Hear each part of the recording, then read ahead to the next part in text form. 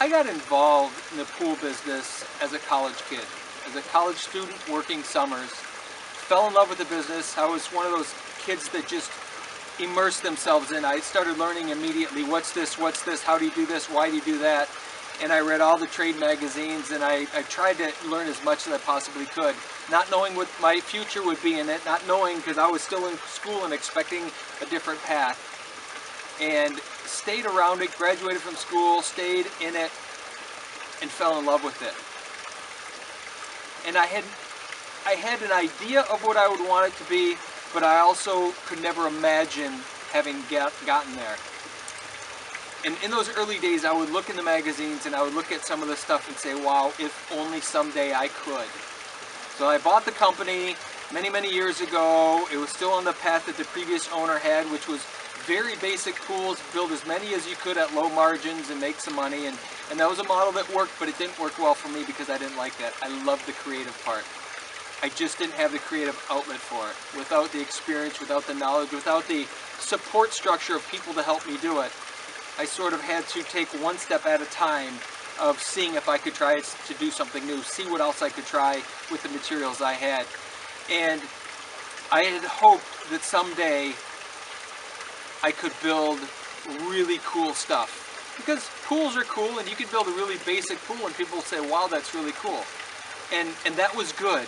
But each time we pushed a little farther, people would say, ooh, that's really cool. And I'd say, yeah, but there's more. Yeah, but there's more. And even now, I know there's more that I can do. I know that there's greater challenges, but the art that's happening, that's creating, is what I saw myself doing without knowing how I could. I just kept taking a step forward and a step forward, and I had a conversation just the other day with regards to if someone couldn't help me, then I would do it anyway. If someone would let me down and not help and promise, and when we were subcontracting things and when we were having other companies come in and help us, and if they let us down, we just figured out how to do it ourselves, and we do it ourselves, and we do it ourselves.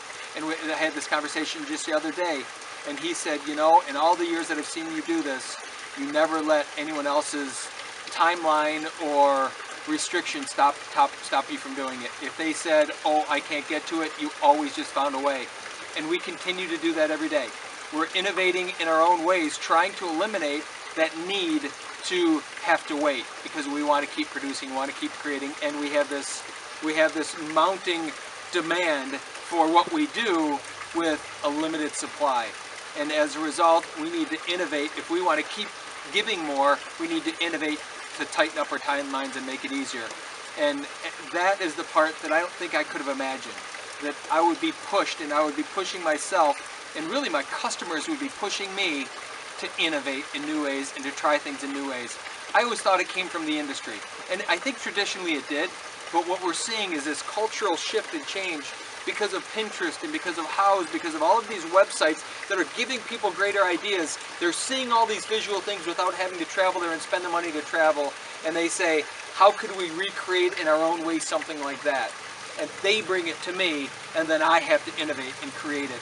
And I think that's probably the biggest surprise for me. I would have thought that I would have been the innovator. And in fact, I'm simply carrying out the innovation and figuring out how to do it because a customer is bringing it to me and saying, I want something more. Our industry in general needs to take a look at how could we produce more? How could we give more of what they want, not what we want them to have? And let the consumer continue to drive it, because it's a phenomenal idea. Because now we're being able to provide exactly what they want, not just what we want to give them. So that's a big part that I wouldn't have been able to see 25 years ago in this, or 28 years ago when I first got started, or even 15 or 10 years ago. But I can see it now, that consumer-driven innovation, which I think is great for all of us. But we as an industry need to jump in and do something about it.